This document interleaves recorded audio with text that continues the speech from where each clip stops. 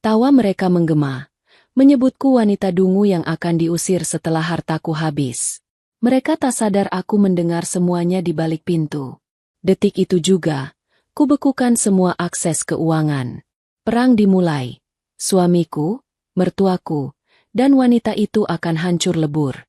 Sebelum ceritanya dimulai, silakan tulis di kolom komentar dari daerah mana saja teman-teman yang menonton cerita ini. Dan dengar cerita sambil aktivitas apa? Nyapu, ngepel, tiduran, rebahan? Yuk kita simak ceritanya. Langit Jakarta sore itu tampak labu, seolah mengerti suasana hati Kirana yang sedang lelah luar biasa. Wanita berusia 28 tahun itu baru saja mendarat dari penerbangan panjang usai mengurus proyek besar di Singapura.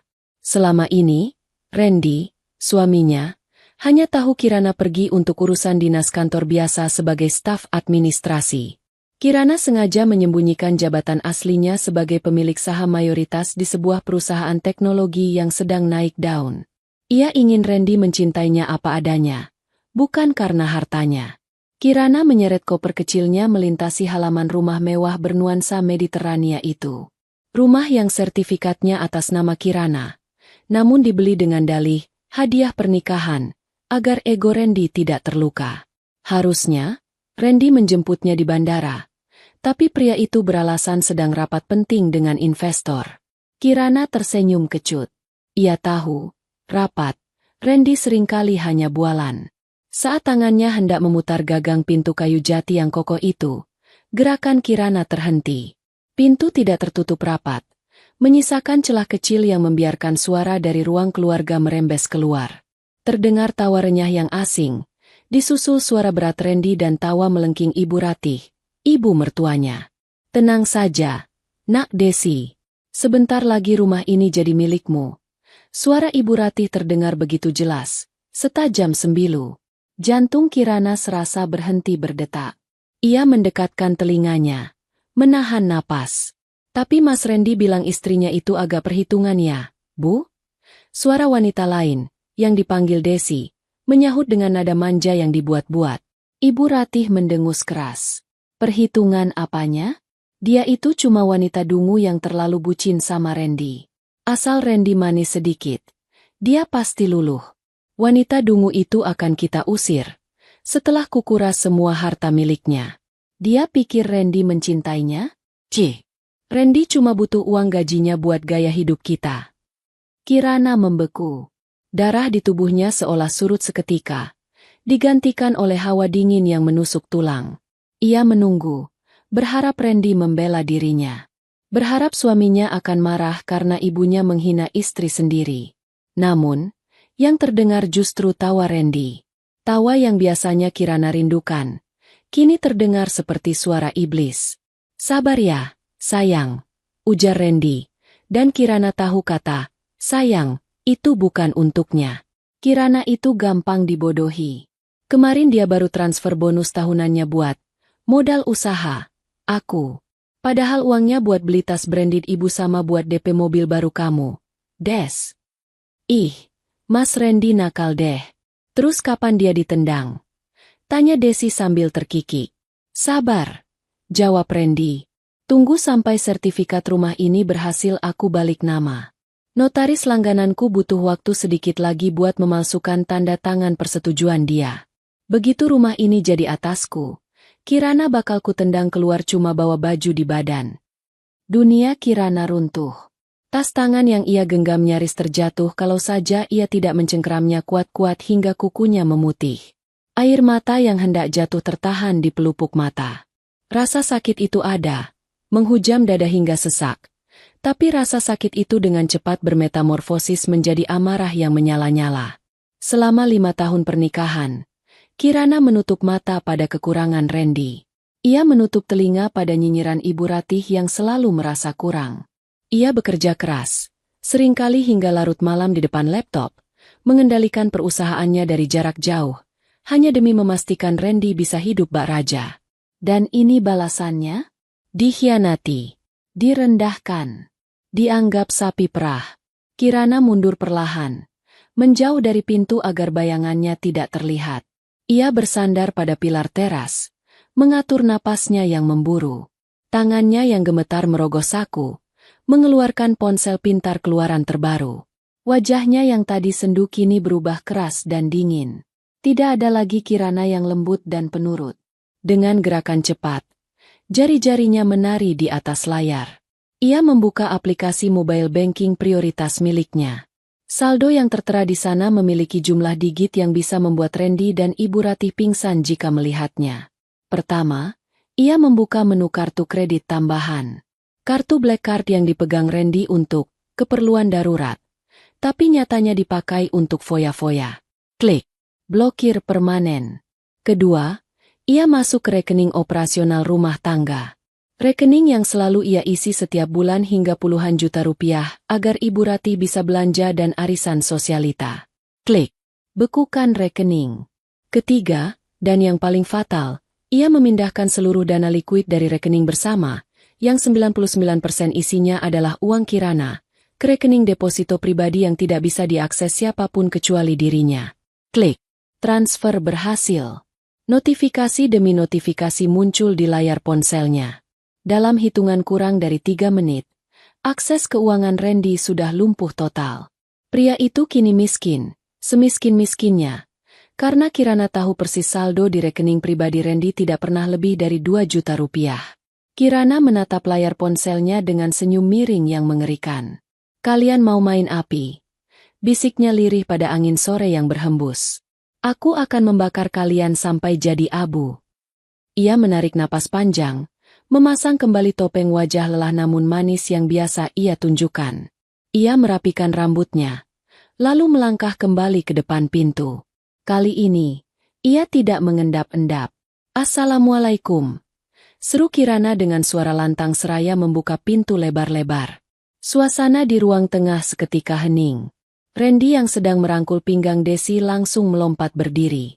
Ibu Ratih yang sedang memegang katalog perhiasan tersedak ludahnya sendiri. Desi, wanita berambut pirang dengan pakaian kurang bahan itu, tampak canggung dan pura-pura sibuk membetulkan letak duduknya. Kirana, kau sudah pulang? Randy tergagap. Wajahnya pucat pasi. Ia buru-buru merapikan kemejanya. Kirana tersenyum manis. Senyum yang tidak mencapai matanya. Ia melirik Desi sekilas, lalu beralih ke Ibu Ratih. Iya, Mas. Kerjaan selesai lebih cepat. Wah, ada tamu ya? Siapa ini? Tanyanya dengan nada polos yang dibuat-buat. Seolah ia tidak baru saja mendengar rencana busuk mereka untuk membuangnya ke jalanan. Randy berdeham, mencoba mengembalikan wibawanya. Oh, ini Desi. Sepupu jauh aku dari luar kota. Dia lagi main ke Jakarta. Mau cari kerja. Kasihan kalau ngekos. Jadi ibu suruh nginep sini sebentar. Oh, sepupu. Kirana mengangguk-angguk, menatap Desi dari ujung kaki hingga ujung kepala. Tatapan yang membuat Desi merasa telanjang dan terintimidasi, meski Kirana tersenyum. Salam kenal, Mbak Desi. Semoga betah ya di rumah kami. Kirana sengaja menekan kata kami.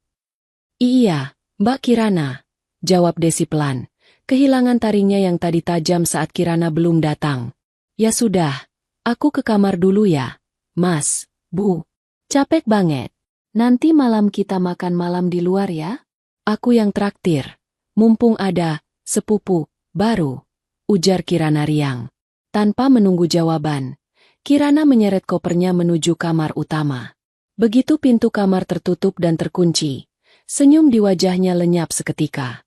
Tubuhnya merosot di balik pintu. Ia tidak menangis. Air matanya terlalu mahal untuk orang-orang sampah seperti mereka. Ia menatap pantulan dirinya di cermin lemari. Mulai hari ini, gumam Kirana pada bayangannya sendiri, kalian akan merasakan neraka dunia. Di dalam kamar yang dingin ber-AC, Kirana duduk di tepi ranjang king size yang spray sutranya baru saja diganti oleh asisten rumah tangga pagi tadi. Ia tidak langsung beristirahat. Pikirannya melayang, ditarik mundur ke masa lalu, mencoba mengurai benang kusut di mana letak kesalahannya hingga ia berakhir dikhianati sedemikian rupa. Dulu, 5 tahun yang lalu, Randy datang padanya sebagai sosok pangeran berkuda putih. Randy tampan, Tutur katanya manis, dan ia selalu terlihat rapi dengan setelan jas kerjanya. Saat itu, Kirana sudah mulai merintis bisnis startup di bidang logistik, namun ia menyembunyikan skala kesuksesannya. Ia hanya bilang pada Randy bahwa ia bekerja sebagai staf administrasi pembukuan freelance. Randy, di sisi lain, memperkenalkan dirinya sebagai direktur utama sebuah perusahaan konsultan bisnis yang sedang berkembang pesat. "Aku sedang membangun imperium, Kirana," ucap Randy kala itu saat melamarnya di sebuah restoran mewah. "Kamu tidak perlu bekerja keras. Cukup di rumah, urus anak-anak kita nanti, biar aku yang menaklukkan dunia untukmu." Kata-kata itu begitu membuai. Kirana yang memang merindukan sosok imam yang bertanggung jawab, langsung luluh. Ia menerima pinangan Randy, mengabaikan firasat kecil di hatinya yang merasa ada yang janggal. Kejanggalan itu mulai terkuak satu persatu setelah 6 bulan pernikahan. Setiap pagi Randy pergi dengan jas rapi, pamit ke kantor di kawasan SCBD. Namun, suatu hari, Kirana yang kebetulan ada meeting dengan klien di gedung yang sama dengan alamat kantor Randy, mencoba mampir untuk memberi kejutan makan siang. Betapa terkejutnya Kirana saat resepsionis gedung mengatakan tidak ada perusahaan dengan nama yang disebutkan Randy di sana. Bahkan nama Randy tidak terdaftar sebagai penyewa di lantai manapun. Malamnya, saat Kirana bertanya dengan hati-hati, Randy meledak marah. "Kamu tidak percaya sama suami? Kantor kami sedang pindah lokasi karena renovasi. Aku sekarang berkantor di coworking space sementara. Jangan pernah memata-matai aku, Kirana. Itu tidak sopan." Kirana yang takut kehilangan Randy, akhirnya meminta maaf. Ia menelan kebohongan itu bulat-bulat demi kedamaian rumah tangga. Sejak saat itu, ia tak pernah bertanya lagi soal kantor Randy. Namun, kenyataan pahit perlahan terungkap lewat pola keuangan mereka. Randy sering mengeluh proyeknya macet, klien belum bayar, atau dana investor tertahan. Awalnya, Randy meminjam uang tabungan Kirana dengan janji akan diganti 2 kali lipat bulan depan. "Ini cuma buat nalangin gaji karyawan. Sayang, kasihan mereka kalau telat gajian," kata Randy dengan wajah memelas. Kirana, yang hatinya selembut kapas, memberikan akses tabungannya. 1 kali, 2 kali, hingga menjadi kebiasaan. Randy tidak pernah mengembalikannya. Sebaliknya, gaya hidup Randy semakin menjadi-jadi. Ia membeli jam tangan mewah, mengganti mobil, dan sering mentraktir teman-temannya. Semua dengan uang Kirana yang ia klaim sebagai hasil proyek Gold. Lalu, masuklah sosok Ibu Ratih dalam drama kehidupan Kirana. Ibu mertuanya itu adalah wanita yang terobsesi dengan status sosial. Sejak awal menikah, Ibu Ratih tidak pernah menyukai Kirana yang tampil sederhana. Istri direktur itu harusnya glamor.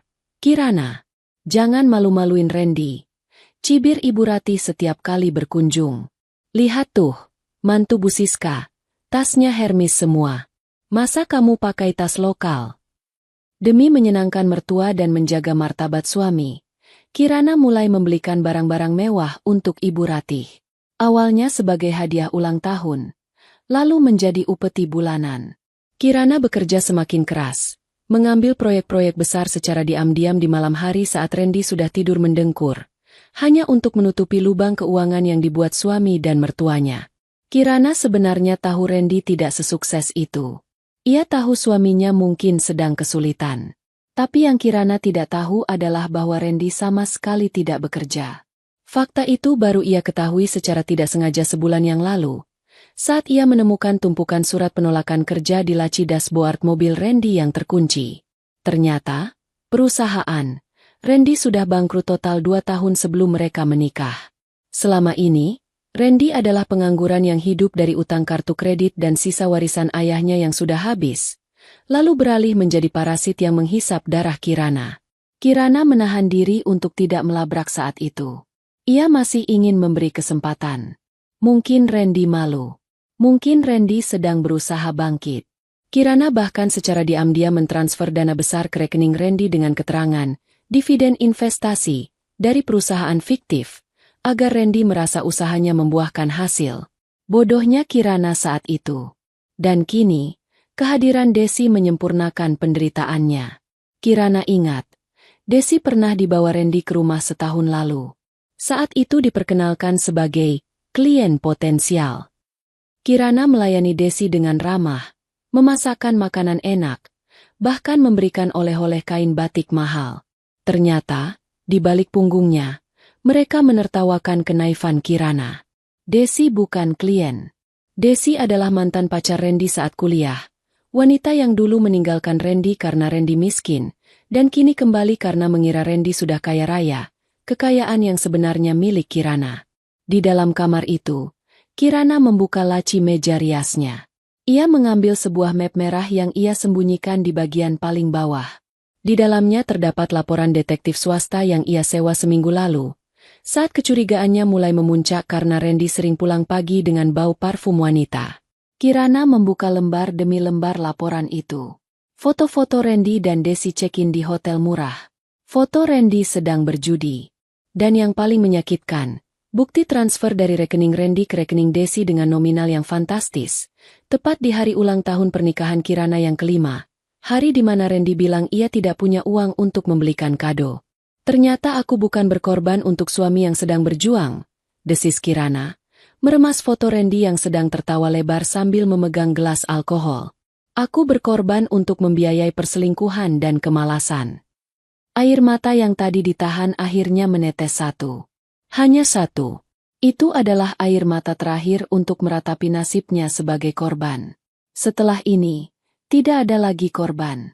Kirana berdiri, menghapus jejak air mata itu dengan kasar. Ia berjalan ke arah brankas kecil di sudut lemari pakaian. Ia menekan kode kombinasi. Brankas terbuka. Di sana tersimpan sertifikat rumah asli, BPKB mobil-mobil mewah yang dipakai Randy, dan perhiasan emas batangan miliknya. Semua dokumen asli ini sudah ia amankan. Yang ada di laci kerja Randy, yang sedang berusaha dicuri dan dipalsukan oleh suaminya itu, hanyalah fotokopi berwarna yang sangat mirip aslinya. Kirana sudah selangkah lebih maju. Kalian pikir aku bodoh? Gumam Kirana. Ia mengambil sebuah flash disk hitam dari dalam brankas. Flash disk ini berisi semua bukti kebohongan Randy, rekaman suara hinaan Ibu Ratih, dan bukti perselingkuhan. Ini adalah amunisi perang. Tapi Kirana belum akan meledakkannya sekarang. Ia ingin melihat wajah panik mereka saat menyadari uang mereka hilang. Ia ingin melihat mereka merangkak memohon padanya sebelum ia menendang mereka keluar. Terdengar ketukan di pintu kamar. Sayang, kamu tidur? Suara Randy terdengar dari luar, lembut dan penuh kepalsuan.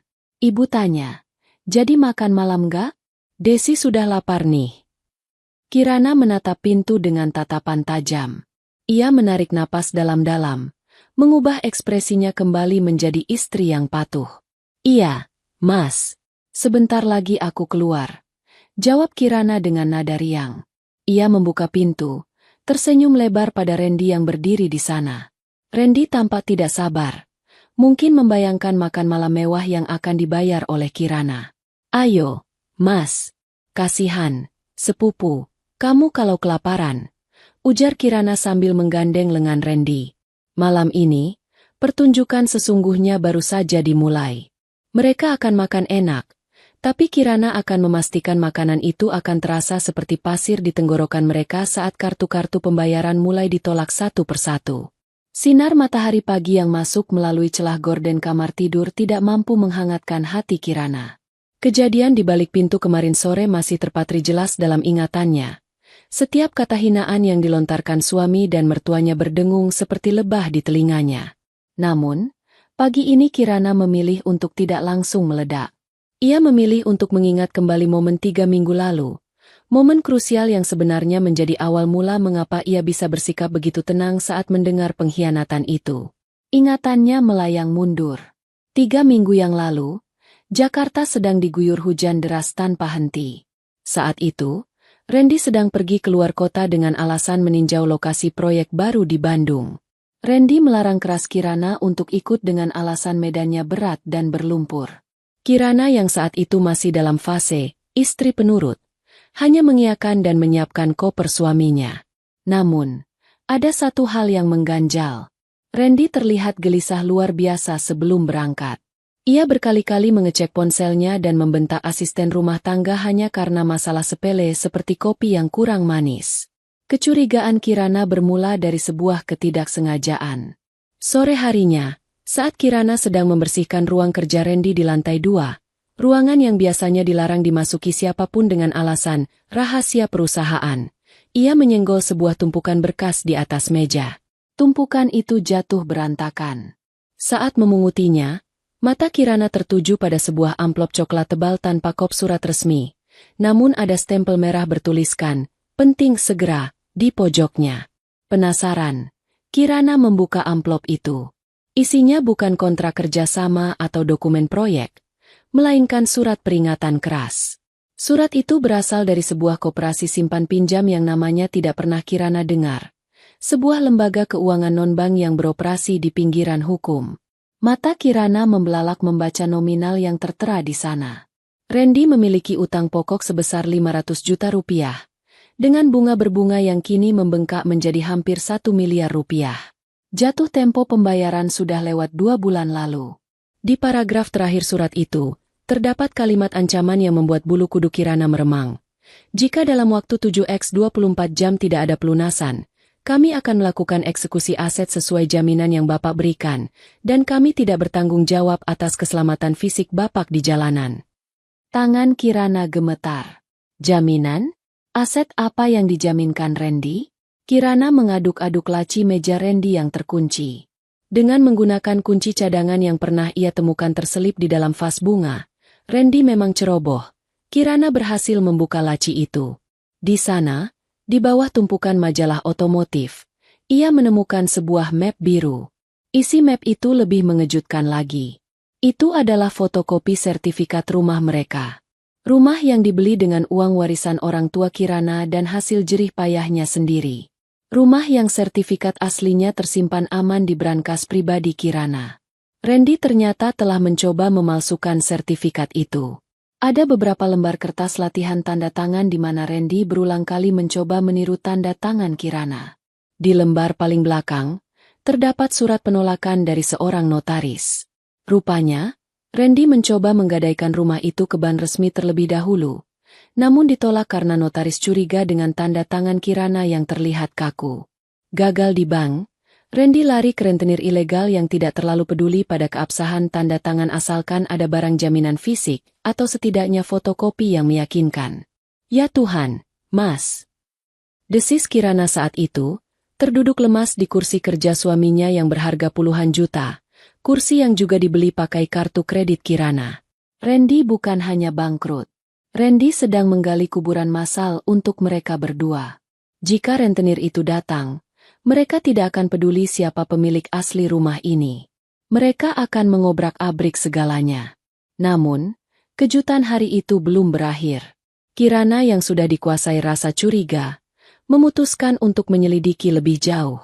Ia teringat pada sosok wanita bernama Desi yang beberapa kali disebut Randy sebagai rekan bisnis. Naluri istri bicaranya jarang salah. Kirana menghubungi kenalan lamanya, Pak Burhan, seorang pensiunan polisi yang kini bekerja sebagai detektif swasta. Kirana meminta Pak Burhan menyelidiki latar belakang Desi dan aktivitas Randy yang sebenarnya. 2 hari kemudian, Pak Burhan mengajak Kirana bertemu di sebuah kafe kecil yang sepi pengunjung di daerah Jakarta Selatan. Pria parubaya itu menyerahkan sebuah amplop tebal dengan wajah serius. Ibu Kirana, Anda harus kuat melihat ini, kata Pak Burhan dengan nada prihatin. Kirana membuka amplop itu perlahan. Foto-foto berjatuhan ke atas meja. Foto Randy dan Desi sedang makan malam romantis. Foto mereka masuk ke sebuah motel murah di puncak. Dan foto mereka sedang tertawa lepas di dalam mobil Randy. Hati Kirana nyeri, seperti disayat sembilu. Namun, ia menahan air matanya. Ia fokus pada data tertulis yang diserahkan Pak Burhan. Wanita ini, Desi Ratnasari, bukan pengusaha. Jelas Pak Burhan sambil menunjuk foto Desi. Dia adalah buronan kasus penipuan berkedok arisan online dan investasi emas bodong di Surabaya dan Semarang. Total kerugian korbannya mencapai 3 miliar rupiah. Dia kabur ke Jakarta 6 bulan lalu dan mengubah penampilannya. Kirana ternganga. Jadi, dia kriminal. Betul, Bu. Dan sepertinya dia mendekati suami ibu karena mengira suami ibu orang kaya raya. Dari penyadapan percakapan telepon yang tim saya lakukan, Desi sering mendesak Pak Randy untuk segera mencairkan dana besar demi modal nikah mereka. Padahal sebenarnya uang itu mau dia pakai untuk membayar utang ke sindikat yang mengejarnya. Desi juga dikejar orang, Bu. Dia butuh tempat sembunyi dan uang tunai cepat. Fakta ini bagaikan petir di siang bolong, namun sekaligus menjadi cahaya terang bagi Kirana. Ini adalah senjata. Senjata yang sangat mematikan. Randy, suaminya yang sombong itu, ternyata sedang terlilit utang rentenir miliaran rupiah dan nyawanya terancam.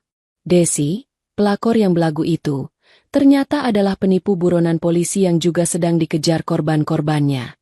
Mereka berdua adalah dua orang yang tenggelam, saling berpegangan satu sama lain, mengira pasangannya adalah pelampung penyelamat. Randy mengira Desi wanita kaya yang bisa membantunya, dan Desi mengira Randy konglomerat yang bisa melunasi utangnya.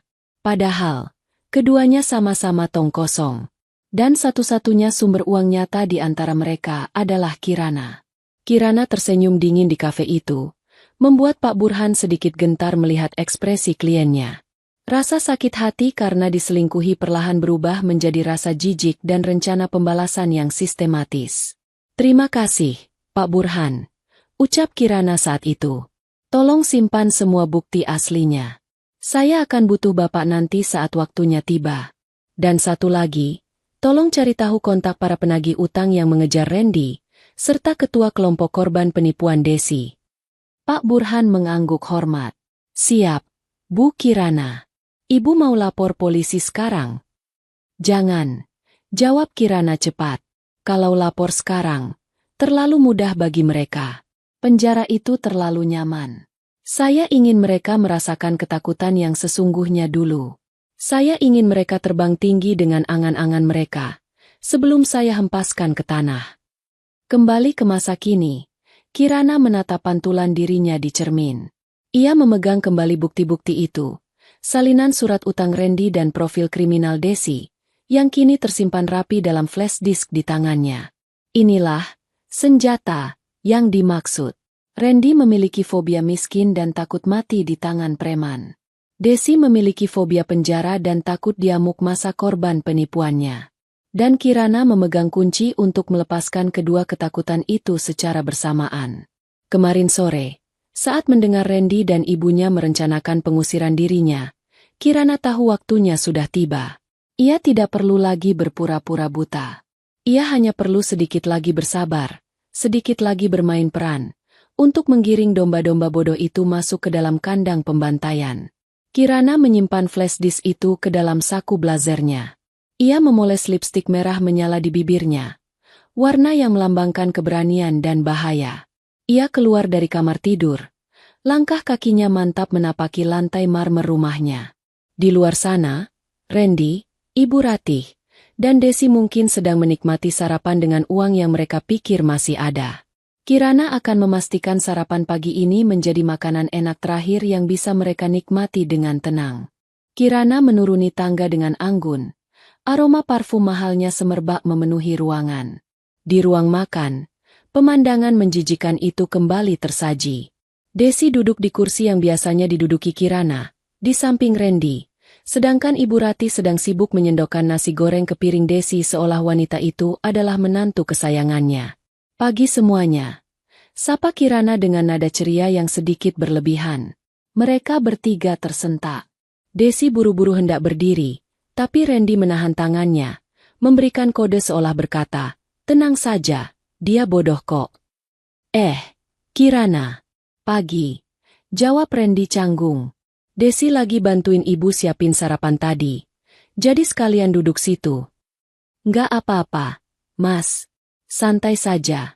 Kirana duduk di kursi ujung, berhadapan dengan Ibu Ratih. Ia mengambil sepotong roti, mengolesnya dengan selai sambil tersenyum misterius. "Aku punya kabar gembira loh." Mata Ibu Ratih langsung berbinar. Insting maternya menyala. "Kabar apa? Kamu naik gaji?" Kirana mengangguk antusias. Lebih dari itu, Bu. Proyek di Singapura kemarin sukses besar. Perusahaan kasih aku bonus yang lumayan fantastis. Cukuplah buat beli 1 unit apartemen tunai. Keheningan melanda meja makan. Sendok di tangan Randy berhenti di udara. Mata Desi membelalak tamak. Kirana bisa melihat jakun Randy bergerak naik turun, menelan ludah. Umpan telah dilempar, dan ikan-ikan lapar ini langsung menyambarnya. Alhamdulillah, seru Ibu Ratih. Lupa bahwa semenit lalu ia memandang Kirana dengan jijik. Wah, menantu ibu memang pintar. Jadi, uangnya sudah masuk rekening. Sudah, Bu. Bohong Kirana. Padahal uang itu sudah aman di deposito yang tidak bisa mereka sentuh. Nah, karena rezeki ini, aku mikir gimana kalau akhir minggu ini kita adakan pesta syukuran? Kecil-kecilan saja, tapi mewah. Kita undang teman-teman dekat Mas Randy, keluarga besar ibu, dan tentu saja, Mbak Desi harus ikut ya. Randy tampak berpikir keras. Di otaknya yang licik, pesta ini adalah kesempatan emas. Ia bisa pamer ke teman-temannya bahwa ia masih kaya, dan ia bisa mengenalkan Desi pelan-pelan ke lingkungannya. Selain itu, jika Kirana sedang senang, akan lebih mudah memintanya menandatangani dokumen pengalihan aset yang sudah disiapkan notaris gadungan Randy. Ide bagus, sayang. Randy setuju dengan semangat. Biar aku yang atur undangannya. Kita panggil catering mahal yang biasa itu. Biar teman-temanku lihat kalau bisnis kita lagi moncer. Boleh banget, sahut Kirana. Mas Randy pesan saja semuanya. Catering, dekorasi, sewa sound system. Nanti tagihannya kasih ke aku pas hari H. Biar aku lunasin cash. Siap. Randy tersenyum lebar, menatap Desi dengan kedipan mata nakal. Desi membalas senyum itu, membayangkan dirinya akan menjadi nyonya rumah sesungguhnya setelah Kirana diusir nanti. Setelah sarapan, Kirana pamit masuk ruang kerjanya dengan alasan mengurus administrasi bonus. Begitu pintu tertutup, wajah cerianya luntur seketika digantikan ekspresi dingin seorang jenderal perang. Ia duduk di depan laptopnya. Jari-jarinya menari lincah di atas keyboard. Langkah pertama, memastikan keuangan Randy benar-benar lumpuh di saat yang tepat. Kirana mengecek status pemblokiran kartu kredit. Statusnya aktif hold. Artinya, kartu itu terlihat aktif di mesin EDC, tapi akan ditolak saat transaksi diproses. Ini akan memberikan efek malu yang maksimal saat Randy mencoba menggeseknya di depan banyak orang. Kirana juga memastikan saldo rekening operasional rumah yang dipegang Randy benar-benar nol. Langkah kedua, mengundang tamu kehormatan. Kirana membuka sebuah berkas digital berisi kontak yang diberikan Pak Burhan. Ia membuat sebuah akun email anonim. Pertama, ia mengirim email ke alamat debt collector yang meneror Randy. Subjek, lokasi target Randy, pesta mewah. Isi, target kalian, Randy, akan mengadakan pesta mewah di alamat Jalan Cendrawasih nomor 10 pada hari Sabtu pukul 19. Dia memegang banyak uang tunai hasil bonus istrinya di sana. Datanglah dan tagih utangnya. Jangan biarkan dia kabur. Kedua, Kirana masuk ke grup Facebook, korban penipuan arisan Desi Ratnasari. Ia membuat postingan dengan akun palsu. Isi, teman-teman, saya menemukan lokasi Desi si penipu. Dia sedang bersembunyi di rumah kekasihnya di Jakarta Selatan. Mereka akan mengadakan pesta hari Sabtu ini. Ini alamat lengkap dan fotonya. Ayo kita grebek ramai-ramai dan minta uang kita kembali. Dia sekarang lagi pura-pura jadi orang kaya. Dalam hitungan menit, postingan itu banjir komentar amarah. Kirana tersenyum puas. Pasukan penyerbunya sudah siap.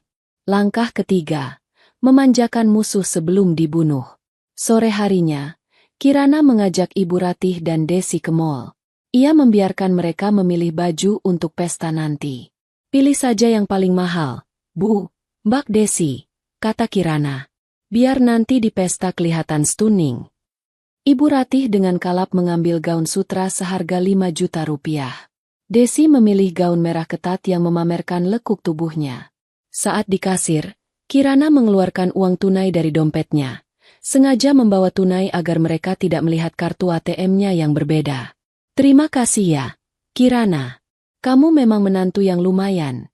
Puji Ibu Ratih dengan nada yang masih menyisakan keangkuhan. Dalam hatinya, Ibu Ratih berpikir, nikmati saja uangmu selagi bisa. Sebentar lagi semua ini jadi milik Desi. Malam harinya, Randy masuk ke kamar dengan membawa sebuah map. Wajahnya dibuat-buat sedih. Sayang, ini ada dokumen dari kantor pajak, kata Randy, menyodorkan kertas-kertas itu. Katanya ada pemutihan aset. Jadi sertifikat rumah harus diperbarui datanya. Kamu tanda tangan di sini ya. Cuma formalitas kok. Kirana mengambil map itu. Ia tahu persis ini bukan dokumen pajak. Ini adalah surat kuasa pemindahan hak milik yang sudah dimodifikasi kalimatnya agar terlihat rumit dan membingungkan. Jika ia tanda tangan, rumah ini sah berpindah tangan ke Randy. Kirana pura-pura membaca dengan kening berkerut. Jantung Randy berdegup kencang. Takut ketahuan. Oh, pajak ya, Mas? Ribet banget bahasanya. Komentar Kirana polos. Iya, biasalah orang pemerintahan. Tanda tangan saja di bawah situ. Biar besok Mas urus sekalian. Desak Randy tidak sabar. Kirana mengambil pena. Ujung pena itu menyentuh kertas. Randy menahan napas. Matanya berbinar licik. Namun, tiba-tiba Kirana menarik tangannya kembali. Aduh, tintanya macet, kata Kirana. Ia mengocok-ngocok pena itu, lalu meletakkannya. Mas, kepalaku pusing banget seharian lihat angka. Besok pagi saja ya aku tanda tangan? Atau pas pesta nanti? Kan sekalian ada notaris teman Mas yang datang katanya. Randy tampak kecewa, tapi ia tidak berani memaksa karena takut Kirana curiga. Ya sudah. Pas pesta saja. Nanti kita tanda tangan di depan notaris biar resmi sekalian. Randy berpikir itu ide bagus juga. Tanda tangan di depan notaris bayarannya akan membuat dokumen itu semakin kuat. Oke, Mas. Sekarang tidur yuk, aku capek. Kirana mematikan lampu, menyembunyikan senyum kemenangannya dalam gelap. Kirana tidak tidur.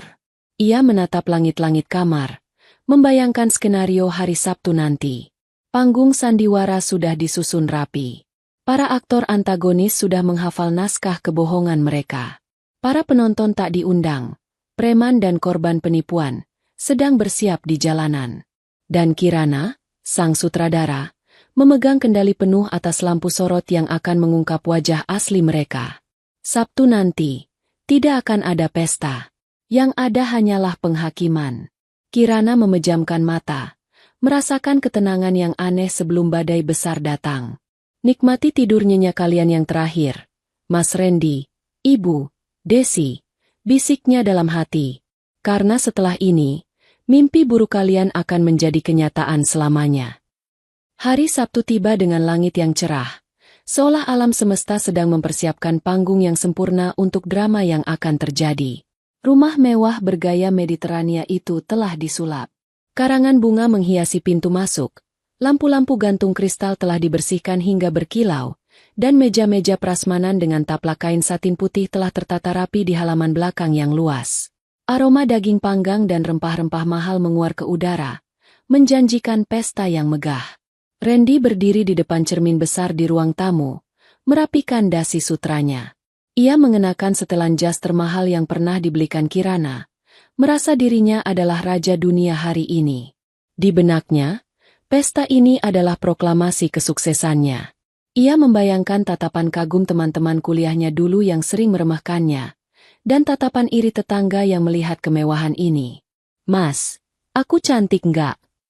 Suara manja Desi membuyarkan lamunan Randy. Wanita itu turun dari tangga mengenakan gaun merah menyala yang dipilihnya bersama Kirana kemarin. Gaun itu ketat, memeluk tubuhnya dengan provokatif, sedikit terlalu berlebihan untuk acara syukuran keluarga. Namun Desi tidak peduli. Ia ingin semua mata tertuju padanya. Kamu sempurna, Des, puji Randy. Matanya menyapu tubuh Desi dengan lapar. Nanti kamu pura-pura jadi sepupu yang ramah ya. Jangan terlalu nempel dulu sama aku kalau ada keluarga besar. Siap, bos. Desi mengedipkan sebelah matanya. Tak lama kemudian, Ibu Ratih muncul dengan kebaya modern penuh payet dan kalung berlian yang melingkar di lehernya. Wajah tuanya dipoles make-up tebal untuk menutupi kerutan, membuatnya terlihat seperti nyonya besar yang angkuh. "Mana Kirana? Kok belum turun? Tamu sudah mulai datang tuh." "Dia lagi di dapur, Bu." "Biasa, ngecek makanan," jawab Randy enteng. Satu persatu tamu mulai berdatangan. Teman-teman Randy yang kebanyakan pengusaha muda, atau setidaknya mengaku demikian, kerabat jauh Ibu Ratih yang bermulut pedas, hingga tetangga kompleks yang penasaran.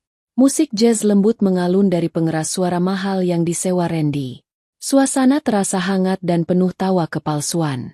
Randy sibuk menyalami tamu, menebar senyum, dan membual tentang proyek miliaran yang baru saja ia tembus.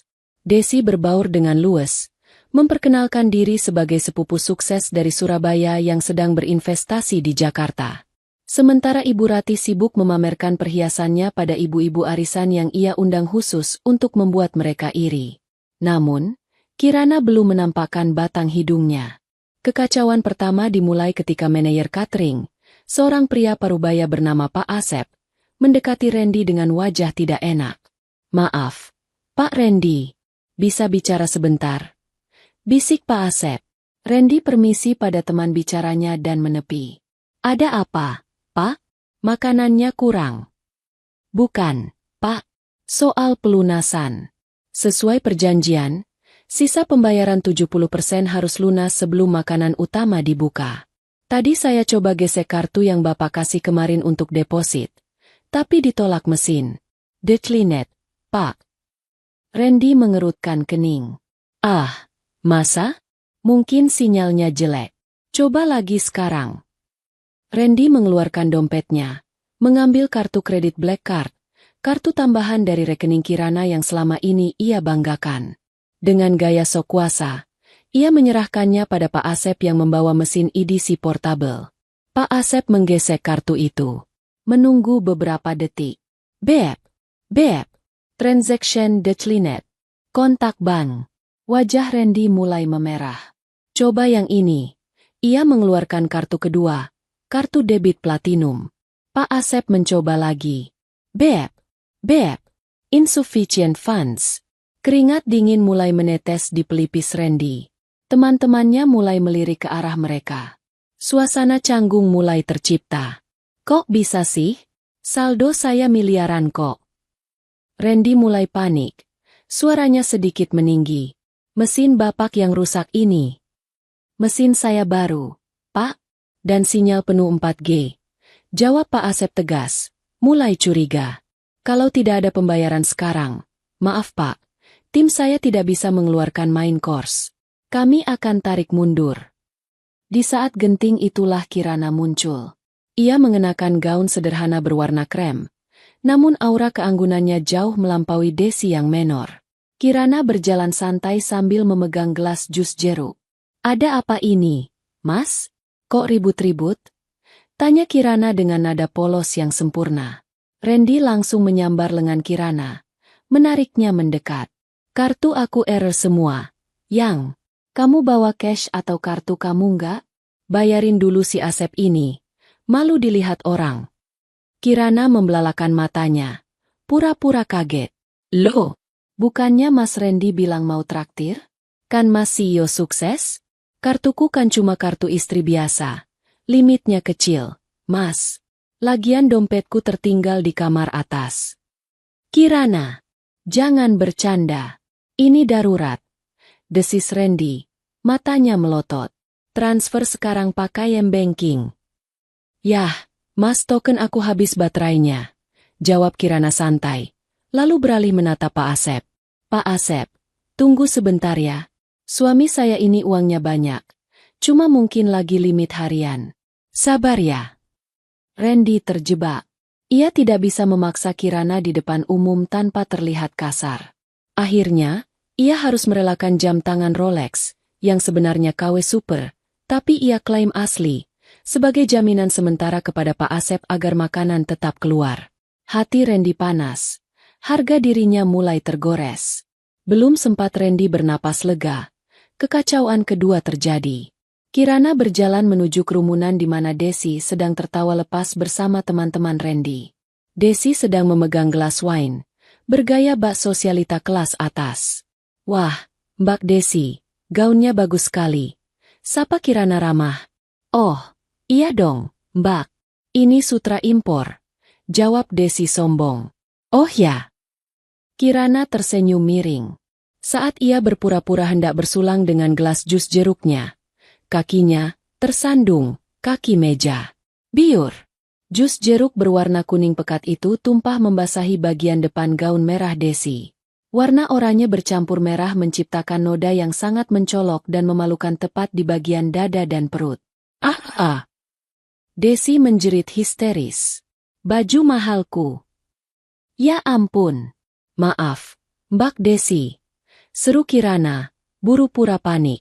Ia mengambil tisu dan menggosok noda itu dengan kasar, membuat nodanya justru semakin menyebar. Aduh, bahannya kok aneh ya? Kalau sutra asli biasanya nggak langsung menyerap begini. Ini kayak polyester Tanah Abang ya.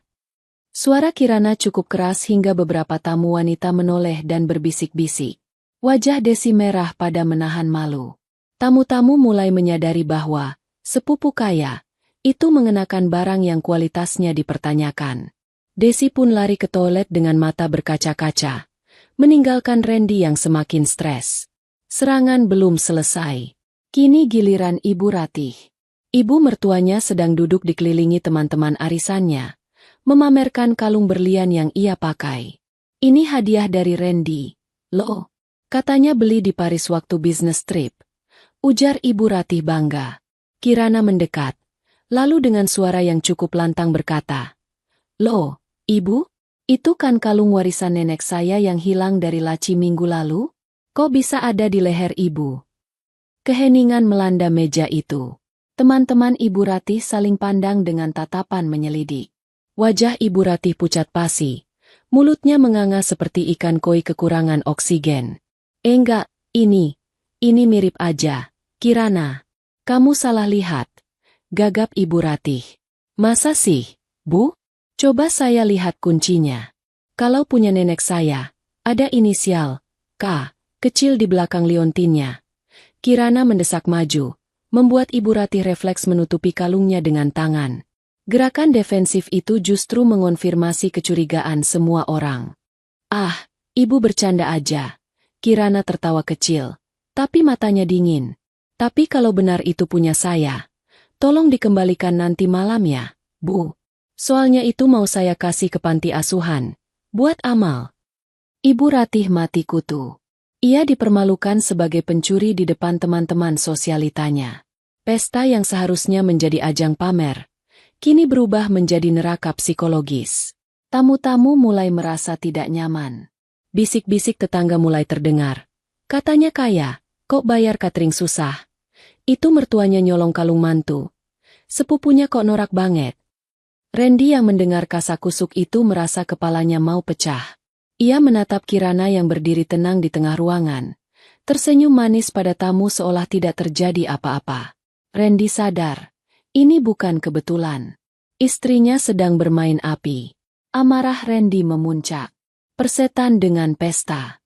Persetan dengan tamu. Ia butuh kontrol kembali. Dengan langkah lebar dan wajah merah padam, Randy menghampiri Kirana, mencengkeram pergelangan tangannya dengan kasar.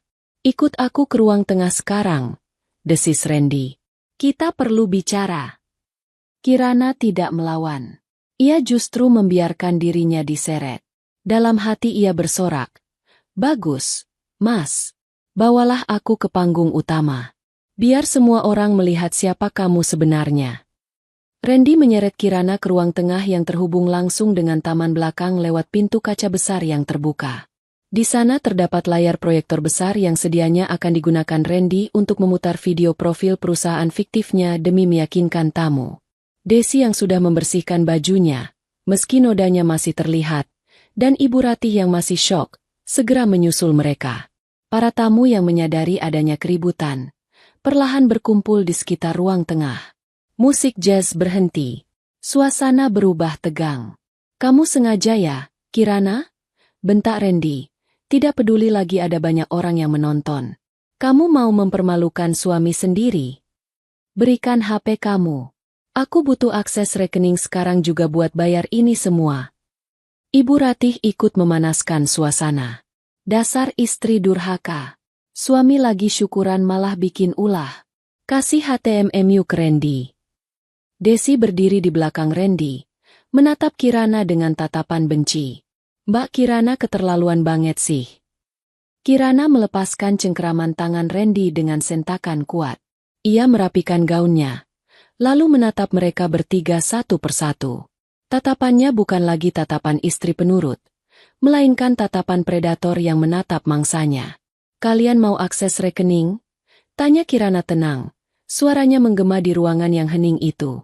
Kalian mau tahu di mana uangnya? Jangan banyak tanya. Cepat buka, teriak Randy. Baik, jawab Kirana. Kalau itu mau kalian. Mas Randy, tolong sambungkan laptop itu ke proyektor. Aku simpan data rekeningnya di sana. Randy yang mengira Kirana akhirnya menyerah. Dengan kasar menyambungkan kabel HDMI ke laptop Kirana yang ada di meja dekat proyektor. Nah, gitu dong. Jangan bikin susah. Layar putih besar di belakang mereka menyala. Randy mengharapkan tampilan mobile banking, tapi yang muncul adalah sebuah slide presentasi dengan latar belakang hitam dan tulisan merah besar. Laporan keuangan keluarga Randy ke Kirana. Apa ini? Randy bingung. Sebelum ia sempat mencabut kabel, Kirana menekan tombol space di keyboard. Slide pertama muncul. Itu adalah grafik batang yang sangat jelas. Batang biru menjulang tinggi berlabel, pemasukan Kirana. Sedangkan batang merah di sebelahnya nyaris tak terlihat berlabel, pemasukan Randy. Di bawahnya, terlampir bukti mutasi rekening selama 5 tahun terakhir. Hadirin sekalian, Kirana berbicara lantang kepada para tamu yang kini menonton dengan mulut ternganga. Suami saya, Randy, mengaku sebagai CEO perusahaan sukses. Tapi faktanya, selama 5 tahun pernikahan, 99% biaya hidup, renovasi rumah ini, belanja Ibu Ratih, dan gaya hidup mewah Randy, berasal dari keringat saya. Matikan. Matikan itu. Randy panik, berusaha meraih laptop, tapi Kirana dengan sigap menggeser tubuhnya dan menatap Randy dengan tatapan yang membuat nyali pria itu ciut. Jangan sentuh aku, atau aku teriak KDRT dan polisi di depan sana akan masuk. Ancam Kirana dingin. Kirana menekan tombol lagi. Slide kedua. Judulnya, Kegiatan Kantor Sang CEO. Foto-foto bermunculan. Foto Randy sedang berjudi di sebuah ruko kumuh. Foto Randy tidur di coworking space. Dan puncaknya, surat keterangan dari Kemenkumham yang menyatakan PT milik Randy sudah dibubarkan karena pilot 2 tahun lalu. Terdengar seruan kaget dari teman-teman Randy. Bro, lo bilang perusahaan lo lagi IPO? Ternyata bangkrut. Seru salah satu teman Randy. Randy mundur selangkah. Wajahnya pucat seperti mayat. Itu fitnah. Itu editan. Editan. Kirana tersenyum sinis. Mari kita lihat editan berikutnya. Slide ketiga. Judulnya, Perjalanan dinas atau perzinahan? Foto-foto high definition Randy dan Desi terpampang jelas. Mereka berpelukan di lobi hotel, makan suap-suapan, dan check-in di resepsionis. Tanggal yang tertera di foto cocok dengan tanggal saat Randy pamit, dinas luar kota. Desi menjerit, menutup wajahnya. Ibu Ratih terduduk lemas di sofa, seolah kakinya tak bertulang. Wanita ini, tunjuk Kirana pada Desi, bukan sepupu. Dia adalah selingkuhan suamiku yang dibiayai pakai uangku. Uang yang seharusnya untuk masa depan anak-anak kami nanti, dipakai Randy untuk membelikan tas KW buat pelakor ini. Cukup, Kirana. Cukup. Randy berteriak frustrasi. Air mata kemarahan dan ketakutan mulai menggenang. Kita bicarakan ini di kamar. Tidak ada lagi kamar untukmu di rumah ini, Mas. Potong Kirana tajam. Ia menekan tombol terakhir. Slide keempat. Ini adalah bom nuklirnya. Di sisi kiri, terpampang surat utang Randy kepada rentenir sebesar 1 miliar rupiah dengan jaminan fotokopi sertifikat rumah. Di sisi kanan, terpampang poster daftar pencarian orang, DPO, dari kepolisian dengan wajah Desi Ratnasari, kasus penipuan arisan bodong. Kalian lihat? Suara Kirana bergetar menahan amarah yang akhirnya tumpah. Suamiku bangkrut dan terlilit utang rentenir. Selingkuhannya adalah buronan polisi. Dan mertuaku. Kirana menunjuk Ibu Ratih. Adalah penadah barang-barang yang dibeli dari uang hasil menipu istri sendiri. Kirana melangkah maju mendekati Randy yang kini terpojok di dinding. Tadi pagi kamu minta aku tanda tangan dokumen pajak kan, Mas? Itu bukan pajak. Itu surat pengalihan aset. Kamu mau merampok aku, kan? Randy gemetar hebat. Rahasianya telanjang di depan semua orang. Dengar baik-baik, ucap Kirana. Suaranya rendah namun terdengar ke seluruh ruangan. Rumah ini atas namaku. Mobil di depan atas namaku. Tabungan, deposito, saham. Semuanya sudah aku amankan dan aku bekukan aksesmu. Kartu kreditmu sudah mati. Rekeningmu kosong. Kirana menatap mata Randy dalam-dalam. Kalian mau menguras hartaku? Harta yang mana? Mulai detik ini, kalian miskin. Kamu tidak punya apa-apa lagi selain baju yang menempel di badanmu itu. Mas. Suasana hening mencekam. Hanya terdengar isak tangis ketakutan Ibu Ratih. Namun, keheningan itu pecah seketika ketika terdengar suara deru motor-motor besar berhenti di depan rumah, disusul suara teriakan massa yang marah. Desi penipu. Keluar lo. Randy bayar utang. Kami tahu lo di dalam. Wajah Randy dan Desi berubah dari pucat menjadi abu-abu. Mereka mengenali suara-suara itu. Itu bukan tamu undangan. Itu adalah masa lalu mereka yang datang menagih. Kirana menutup laptopnya dengan bunyi klik yang memuaskan. Ia menoleh ke arah pintu depan. Nah, Mas Randy, Mbak Desi, tamu VIP kalian sudah datang. Silakan dilayani. Aku mau istirahat. Kirana berjalan menaiki tangga dengan kepala tegak, meninggalkan kekacauan, teriakan, dan kehancuran total di lantai bawah. Ia tidak perlu melihat untuk tahu apa yang terjadi selanjutnya. Ia sudah menang. Gedoran di pintu utama terdengar semakin brutal, seolah kayu jati tebal itu akan retak seketika. Suara teriakan dari luar bukan lagi sekadar gumaman, melainkan auman kemarahan yang nyata. Di dalam ruang tengah yang masih menyisakan hawa dingin akibat presentasi Kirana, kepanikan mulai menjalar seperti virus. Tamu-tamu undangan yang awalnya terpukau dengan drama keluarga itu kini mulai ketakutan.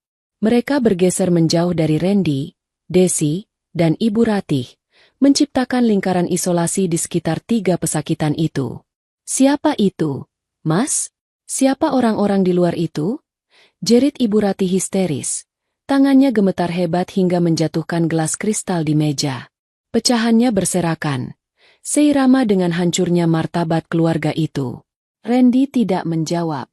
Wajahnya bukan lagi pucat, melainkan abu-abu seperti orang yang kehilangan nyawa. Ia tahu persis siapa yang datang. Ia mengenali suara bariton yang meneriakkan namanya dengan penuh ancaman. Itu suara Bang Togar, kepala penagih utang dari koperasi ilegal tempatnya meminjam uang. Buka pintunya, atau kami bakar rumah ini. Teriak suara dari luar. Sebelum Randy sempat berpikir untuk kabur lewat pintu belakang, pintu utama sudah didobrak paksa. Engselnya menjerit, kalah melawan kekuatan belasan orang yang merangsek masuk. Pemandangan yang terjadi selanjutnya adalah definisi kekacauan murni. Gerombolan pertama yang masuk adalah pria-pria bertubuh kekar dengan wajah garang. Mereka mengenakan jaket kulit dan tatapan mata yang siap membunuh. Di belakang mereka, menyusul sekelompok ibu-ibu dengan wajah merah padam karena amarah. Beberapa membawa tas-tas yang siap dipukulkan. Itu dia. Itu Desi. Teriak salah satu ibu berkerudung merah sambil menunjuk Desi yang meringkuk di balik punggung Randy. Penipu uang arisan kita. Dan itu Randy, tunjuk Bang Togar, pria besar dengan bekas luka di pipi. Anak manis yang lari dari utang 1 miliar. Ruang tamu mewah itu seketika berubah menjadi arena penghakiman. Para tamu undangan Kirana, teman-teman Randy yang sok kaya dan sosialita teman Ibu Ratih, mundur teratur, merapat ke dinding, tidak ingin terlibat dalam urusan berdarah ini. Mereka menjadi saksi bisu bagaimana karma bekerja dengan kecepatan penuh. Bang Togar melangkah lebar mendekati Randy, mencengkeram kerah jas mahal suaminya itu dan mengangkatnya seolah Randy adalah boneka kapas. "Ampun, Bang! Ampun!" Randy memohon. Kakinya menendang-nendang udara. Wibawanya sebagai CEO lenyap tak berbekas, berganti menjadi tikus got yang terpojok. "Saya bayar. Saya pasti bayar." "Bayar pakai apa?" bentak Bang Togar. Ludahnya muncrat ke wajah Randy. "Kantor lu fiktif. Rumah ini ternyata bukan atas nama lu. Lu mau bayar pakai ginjal." Randy, dalam kepanikan yang memuncak, menunjuk ke arah tangga. Di sana, Kirana berdiri tenang, menatap kerusuhan di bawahnya dengan ekspresi datar seperti patung pualam. Istri saya kaya raya, Bang!" teriak Randy putus asa, menjual istrinya demi keselamatan diri sendiri. Dia punya deposito miliaran. Tagih ke dia.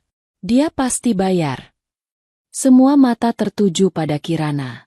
Bang Togar menoleh, menatap wanita anggun di atas tangga itu. Ibu Ratih pun ikut berteriak dari lantai bawah, bersimpuh sambil menangis. "Kirana, tolong kami, Nak. Bayarkan utang suamimu. Jangan biarkan ibu mati di sini. Kamu kan menantu berbakti." Kirana menuruni 2 anak tangga perlahan. Langkahnya anggun namun mematikan. Ia tidak terlihat takut sedikit pun. Ia menatap Bang Togar, lalu beralih ke Randy yang menatapnya dengan penuh harapan menjijikan dari seorang pengecut. "Maaf, Pak." Suara Kirana terdengar jernih di tengah keributan itu. "Saya memang punya uang. Tapi saya tidak punya kewajiban membayar utang pribadi yang dibuat tanpa sepengetahuan saya, apalagi utang yang dipakai untuk membiayai wanita lain." Kirana menatap mata Randy tajam. "Kamu bilang saya wanita dungu, kan, Mas? Wanita dungu tidak akan membayar utang pintar suaminya." "Kirana!"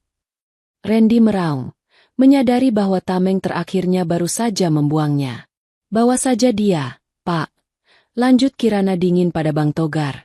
"Urusan utang piutang dia, silakan selesaikan di luar rumah saya. Jangan kotori lantai marmer ini dengan darah penipu." Mendengar izin dari pemilik rumah, Bang Togar menyeringai. Ia menyeret Randy keluar rumah tanpa ampun. Randy meronta, menangis, memanggil-manggil nama ibunya, tapi tidak ada yang peduli.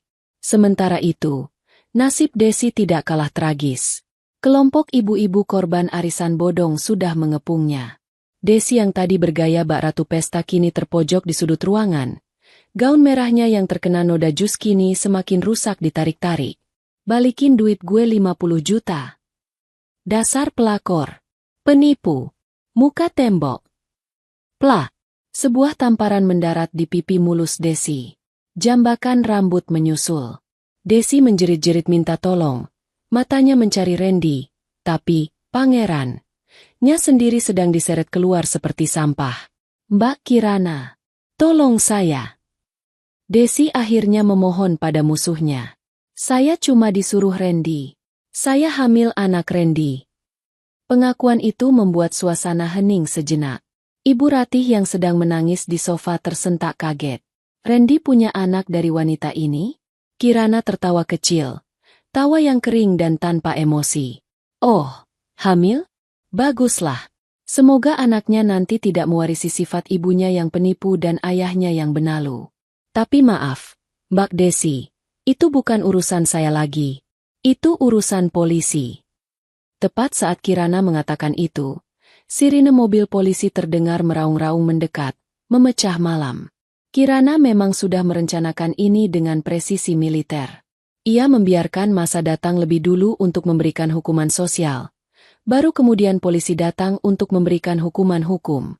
2 orang petugas berseragam masuk, membelah kerumunan ibu-ibu yang sedang meluapkan amarah. "Saudari Desi Ratnasari," tanya polisi itu tegas. "Anda kami tangkap atas dugaan penipuan dan penggelapan dana berencana. Ikut kami ke kantor polisi." Polisi memborgol tangan Desi. Wanita itu menangis histeris, Make-upnya luntur bercampur air mata dan ingus, membuatnya terlihat mengerikan. Saat digiring keluar melewati Kirana, Desi menunduk, tidak berani menatap mata wanita yang pernah ia remehkan. Kini tinggal Ibu Ratih. Wanita tua itu duduk sendirian di sofa, dikelilingi oleh tatapan mencemooh dari teman-teman sosialitanya sendiri. Teman-teman arisannya berbisik-bisik. Tuh kan, apa gue bilang, gayanya doang selangit, ternyata anaknya penipu. Dan, malu banget ya, udah tua masih maling kalung mantu. Ibu Ratih merangkak mendekati kaki tangga tempat Kirana berdiri. Ia memeluk kaki Kirana. Air matanya membasahi sepatu hak tinggi menantunya. Kirana, maafkan ibu. Nak, ibu hilaf. Ibu cuma ikut-ikutan Randy. Ratap Ibu Ratih. Jangan usir ibu. Ibu sudah tua. Mau tinggal di mana kalau bukan di sini? Kirana menatap puncak kepala mertuanya. Dulu, ia sangat menghormati wanita ini. Ia rela dihina, rela disuruh-suruh, demi mendapatkan kasih sayang seorang ibu. Tapi yang ia dapatkan hanyalah racun. Kirana membungkuk sedikit, melepaskan tangan Ibu Ratih dari kakinya dengan gerakan tegas namun tidak kasar.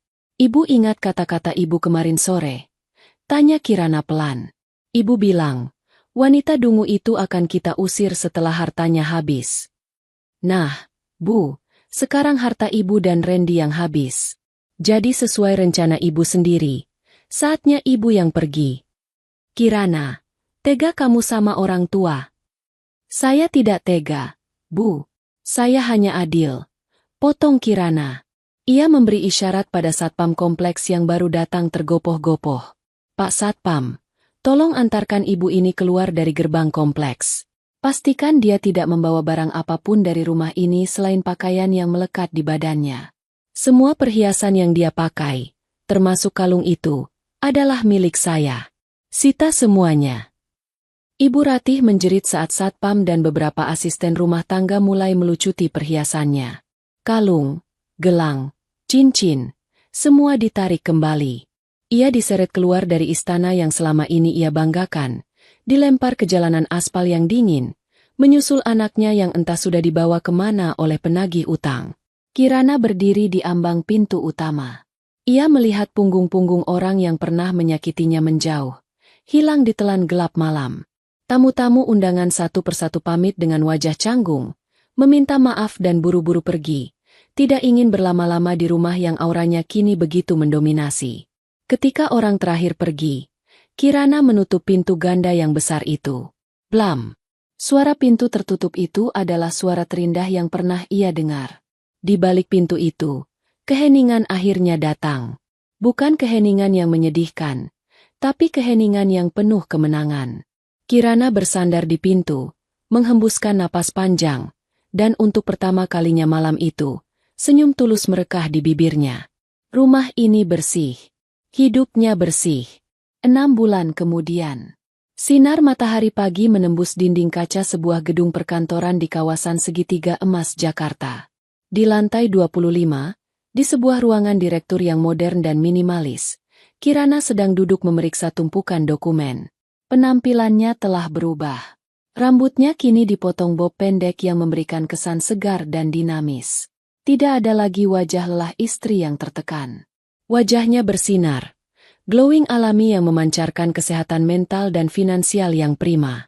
Bu Kirana, ini berkas kontrak kerjasama dengan investor Jepang yang perlu ditandatangani. Suara sekretarisnya membuyarkan fokus Kirana. Kirana tersenyum, mengambil pena fountain pen miliknya, dan membubuhkan tanda tangan dengan mantap. Perusahaannya, yang dulu ia jalankan sembunyi-sembunyi dari kamar tidur, kini telah berkembang pesat dan menempati kantor fisik yang prestisius. Ia tidak perlu lagi menyembunyikan identitasnya. Dunia kini tahu siapa Kirana, seorang pengusaha wanita yang tangguh dan cerdas. Terima kasih, Sari. Oh ya, tolong siapkan mobil jam 11 nanti. Saya mau meninjau lokasi pabrik baru. Perintah Kirana lembut. Baik, Bu. Setelah sekretarisnya keluar, Kirana memutar kursi kerjanya menghadap ke jendela besar yang menyuguhkan panorama kota Jakarta. Pikirannya melayang sejenak ke masa lalu, masa yang rasanya sudah berabad-abad ia tinggalkan, padahal baru setengah tahun berlalu. Proses perceraiannya dengan Randy berjalan sangat cepat. Dengan bukti-bukti perselingkuhan, kekerasan verbal, dan penipuan yang lengkap, hakim tidak butuh waktu lama untuk mengetuk palu. Randy kehilangan segalanya. Hak asuh atas harta Gonogini ditolak mentah-mentah karena terbukti semua aset diperoleh dari uang bawaan Kirana sebelum menikah dan hasil usaha Kirana sendiri, sementara Randy tidak memiliki kontribusi finansial apapun. Kabar tentang trio parasit, julukan yang Kirana berikan dalam hati untuk Randy, Desi, dan Ibu Ratih, sesekali masih sampai ke telinganya, dibawa oleh angin atau cerita tetangga lama yang tidak sengaja bertemu mereka. Dan setiap kabar itu adalah konfirmasi bahwa Tuhan tidak tidur. Randy, sang mantan CEO, kini hidup dalam pelarian. Setelah disiksa habis-habisan oleh rentenir dan dipaksa menyerahkan segala sisa barang berharganya, ia dilepas dalam keadaan babak belur. Karena catatan kriminal penipuan dan namanya yang sudah masuk daftar hitam perbankan, blacklist by checking, tidak ada perusahaan yang mau mempekerjakannya. Terakhir Kirana mendengar, Randy bekerja serabutan di sebuah pasar induk di pinggiran Jakarta. Ada yang bilang dia jadi kuli panggul sayur di malam hari. Ada yang bilang dia jadi tukang parkir liar yang sering dikejar Satpol PP.